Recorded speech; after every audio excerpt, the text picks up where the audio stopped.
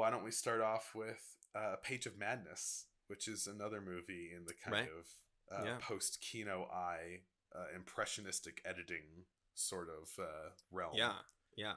I'm curious about, so this is a Japanese movie. I'm curious how much, because this has a similar kind of editing style, or like, it like you said, it feels post Kino Eye, post sort of Eisenstein. And I'm curious how accessible were films in across countries Yeah, I mean, we've at this seen a time. lot of like French movies playing in America and that kind of thing. We're going to be talking about The General later, and that movie for some reason premiered in Tokyo. Yeah. uh, Yeah. but so maybe the director didn't list said that he hadn't seen a lot of other movies or other countries' movies before he made this movie. But he said later on that a movie that he'd watched and found influential was The Last Laugh, Mm, I can which definitely see that, because yeah, I read that down. Like, there's a lot of last laugh stuff in this, or it feels yeah. kind of influenced by that. I think like maybe this was if there wasn't any direct like cross pollination with Russian movies, then this was probably someone taking what Murnau did in Last Laugh and extrapolating it out in a direction that happens to end up being somewhat similar to a Russian sensibility. Yeah, it feels kind of like it's using, kind of similar to Menil Montan. Like, it's using every trick in the book that's been like done up until this point. Especially this, Yeah, I think this one even more so, in terms of like there's a lot of camera movement. Um, there's a lot of like like Dutch angles, montage, double exposure, funhouse mirrors. yeah. A lot Um, of like turning kind of regular imagery into stuff that's like bizarre yeah, and abstract. and I think kind of similarly to Mino Montant, has this kind of like ominous, like nightmarish quality to it. Mm-hmm. Like, it's a bit surreal and a bit just, it's This not is more even than that, a bit surreal. not even that it's spooky, but it's just this like this this this like dread, it is sort of infused into it. Yeah, yeah. I mean, I think that like what Menelmontant is I feel like its main feeling is ennui, where Hmm. this one is like tension and then like panic. Yeah.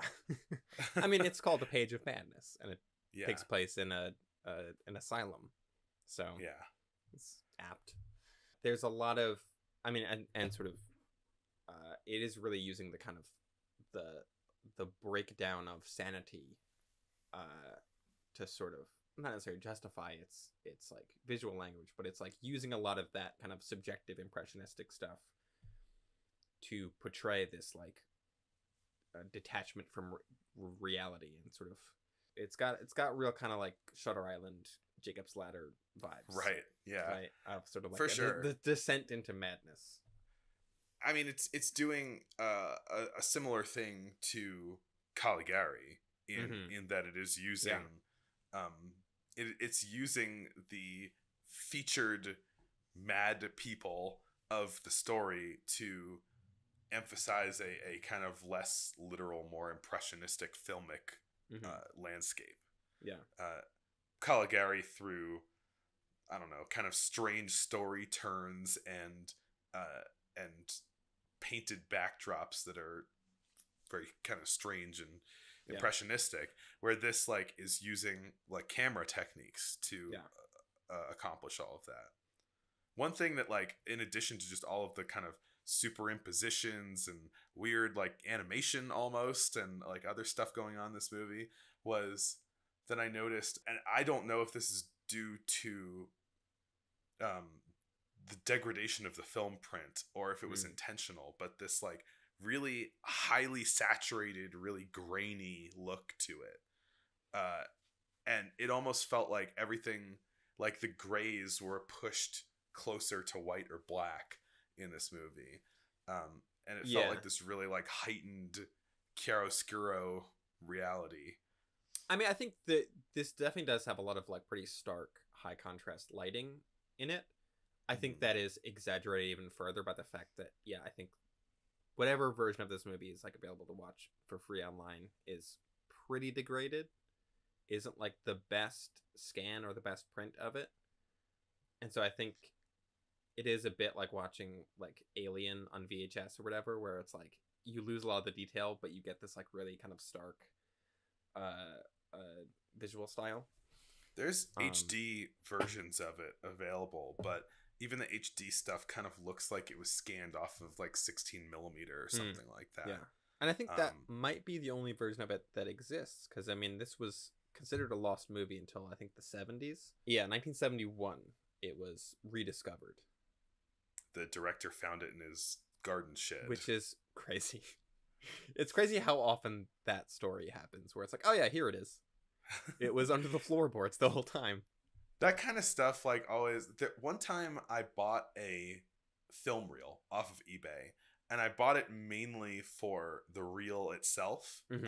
It was a Goldberg Brothers, like, steel film reel, which they're really solid. They've been making them for 100 years. Yeah. And I needed a few for projectionist reasons.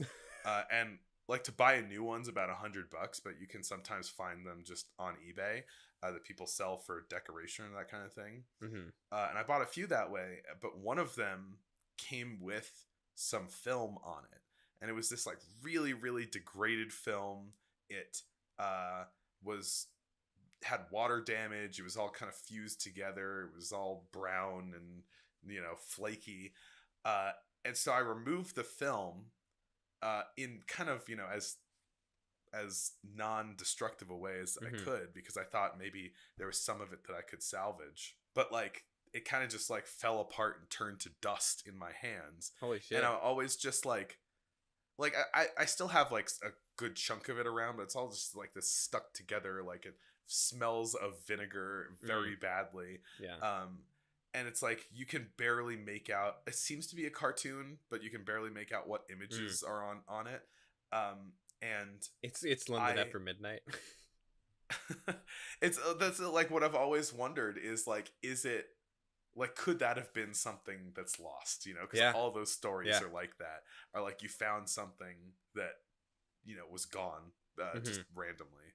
Although it did smell like vinegar, which means that it is celluloid acetate and not celluloid nitrate. So it wouldn't be anything from before the 50s. Yeah. See? So maybe that actually soothes my worries a bit more. Yeah. I also just like that you're projector savvy enough to like, I know what kind of film it is because of the smell. Which even isn't like, I guess if you've handled either of those two types of film, it's like it's pretty clear which one smells like which. Yeah, or at least as they're degrading, which one smells like which. Yeah, that is a thing I think if you've never handled motion picture film, is that it has a very distinct smell, which I never knew until I started doing stuff with film. You're probably, I mean, since you're doing stuff by shooting on film, I wonder if you're smelling more like chemicals than I am. Maybe. As a projectionist. I mean, yeah. Usually, when you open up a roll of 16 millimeter, it usually has it's got a bit of a smell to it. It's one of those things where it's not like a pleasant smell, but I do kind of like it. Right. Yeah. I mean, it's Anyway, Page of Madness. Good movie. Page of Madness. Yeah. So the rough overview. This movie is not a super plotty movie because like it's a lot of scenes. A vibey movie. It's a lot of scenes that also like end in dead ends because it's a lot of things that might be real or might be imagined, or sort of like are real part of the time, and then it like loops back on itself and you see what really happened. Like there's a lot of that kind of stuff in this. But it's the main overview of it is it's about a janitor who works at an asylum in the country, whose wife is an inmate, patient. Asylums are weird in that I'm not sure if they're more prison or more hospital. In the 20s in Japan, I guess we're leaning more towards the prison side of things. But A lot of movies about asking that Um, question. this janitor is working at the asylum and is sort of losing his own grip on reality, and is also worried that his daughter that he had with his wife is also like losing her grip on reality, or that bad things are going to happen to her. There's a lot of scenes that sort of like begin one way that then are revealed to be sort of imaginary, or sort of revealed to be not really what is happening. Mm-hmm. There's I like the opening scene is this like dance scene with all this like, you know, fancy set design and stuff, and then that is revealed to be a woman dancing alone in like this padded cell, basically. Mm. Very much the sucker punch of its day. Got to make that joke whenever possible when a modern thing is like an old thing. Again, no intertitles, so a lot of like giving you an impression of a scene and kind of letting the audience interpret it a bit more. I think this movie, like Ménilmontant, is a little bit less concerned about like cut and dry storytelling, and is more about, yeah, like you said, vibes, and sort of creating an overall sort of feeling, and it being, yeah, a lot less literal. I think this even more so, because this is very much about sort of like what is real, what is in someone's head, like, so it's taking that even further. Yeah, I think that this movie, like, I recognize that it's trying to do something different from Ménilmontant or Last Laugh, for example, as another movie that doesn't use intertitles, more or less. But I think that even though this movie is going for something less plotty, I think it has less of a grasp on how to keep the viewer like abreast of what is actually happening in front of them. Even in like subverting things, it's revealing that things are delusions, but like I think it's harder to follow, even though like even outside of all of that stuff. I feel like I needed a bit of a plot summary to tell me the actual reality of like what was even in the movie. I definitely did too. Yeah, I had to like at the end look up like what was the plot of this, because it's I think there's a bit of our sort of like modern disconnect with like the storytelling of silent movies, and so sometimes they are harder to follow for that reason. But I think this especially because it has so many kind of like weird cul-de-sac scenes of like there's a whole like riot that happens in the asylum, and it's the sort of thing like did that really happen in the sort of like reality of the movie? This is getting into a whole question also that I kind of have a problem with, like, what really happened? Like, none of it happened. It's a movie. It's all made up. And so once you start applying that question to something, it becomes like, all right, well, this entire thing is impressionistic then. Yeah. Which I think saves the movie in many ways. Like it does like it saves the movie from its kind of difficulty that you would have to grasp onto what's happening. Yeah. Because it is emphasizing the dread, it's emphasizing the insanity, it is making you feel like the tension of just existing as someone who has lost their mind. Yeah. This was made by a group of artists called Shinkan Kakuwa. Oh man, what was the translation? It roughly translates to new impressions or new perceptions. I think new perceptions is kind of usually how it's translated into English. Which was like a literary movement in Japan in the 1920s. I have a quote by one of the guys who is in this sort of like art movement, Rishi Yokomitsu. Yeah. And the quote is, "The phenomenon of perception for Shinkangakuwa." Sure, we'll go with that. Is, to put it briefly, the direct intuitive sensation of a subjectivity that peels away the naturalized exterior aspects and leaps into the thing itself. I think that's a really good key into understanding what this movie's going for. Yeah, that kind of unlocks what this whole movie is, because this movie is that Like that's what its entire goal is Yeah. It's giving you a direct intuitive sensation of a subjective experience. yeah, of this It's like, one guy's, right, this one character's experience of like he has lost sight of what is real and what is not, because he's kind of surrounded by people who are delusional, and so he is then becoming delusional himself. yeah, yeah. And like, I think that this is a movie that, relative to a lot of other stuff that we've seen, like really brings you inside of the reality of the character. Mhm. Especially someone who, is losing their grip on reality. Like a lot of the time you'll see that happening to somebody, but like Right. in this movie you feel it happening Yeah. through filmmaking. Mhm. It's a show don't tell kind of thing. Yeah. Which I mean, a lot of these silent movies are pretty showy because they can't tell a lot of things, but this is definitely I mean, where intertitles. it is very much like we're seeing that transition right away from the kind of stagey, locked off, like wide camera stuff, into a much more subjective type of filmmaking. It's cool to see like the different kind of stabs at it, of like how Murnau is doing stuff, and we'll talk about him more in a bit. And like the Soviet things, and just like, yeah, and the fact that none of these are really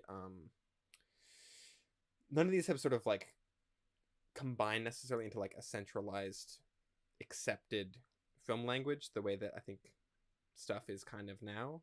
And so Yeah. it's interesting to see different people try like wildly different things that are all now kind of we kind of take it for granted, of like, oh yeah, subjective editing or subjective cinematography and whatever, moving cameras. And it's cool to see each of these different people sort of like find new approaches and like combine these different things.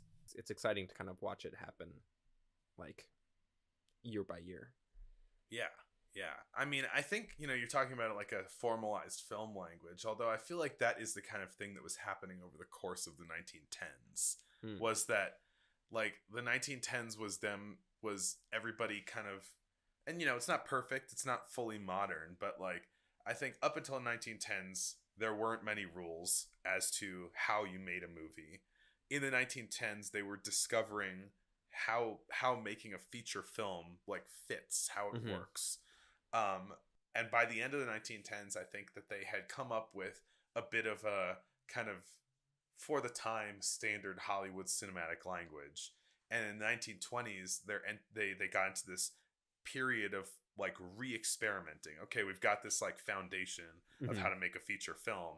Now let's make it weird again and find new cinematic techniques. Kino eye, montage, etc. Yeah. This movie and Last Laugh and Caligari and all of this stuff is like is a reflection of that. Yeah. Other thing with this, because this movie has so much kind of like layers of reality to it, there's a lot of dance in it and a lot of mask symbolism, which I was like, yes, the masks. What is the mask and what is the face? The masks that we all wear. Indeed. But I don't know. I liked how it's like it is giving you kind of like symbolism throughout it, of that like, yeah, like a dance is a kind of an expressionistic thing. I don't know. I thought it was cool that there's dances and masks in this movie. Yeah, and it is like it's a super vibey movie. Like it felt like the kind of thing, more like the kind of thing that you see on a wall in a museum than the kind of thing that you would see in a theater. As far as just like, it's a bunch of abstract imagery that is getting a vibe across, and more or less about like a story being told. Yeah. And so I think that like this movie, it drags a little bit. It like can't keep up that tension at all times. So I think it works pretty well for the first like 40 minutes, and then it kind of starts, it like dips a little bit, and then like finds itself again toward the end. Right. Yeah. But But yeah, I think for like holding that sense of tension for 40 minutes is certainly commendable. Yeah,